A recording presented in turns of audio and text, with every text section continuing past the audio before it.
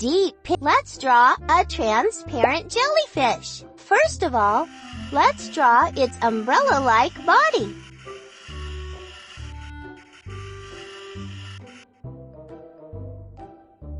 Then draw its mouth so your jellyfish can smile. Perfect! Now, draw wavy lines underneath its body. It looks like a skirt. And then, draw smaller wavy lines.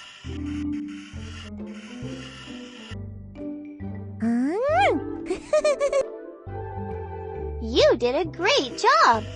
Let's draw 3 long tentacles.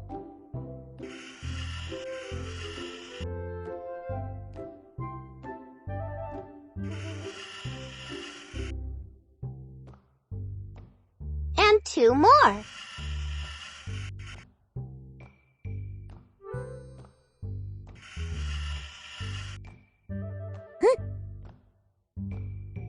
Super! You have made an excellent jellyfish! Ooh!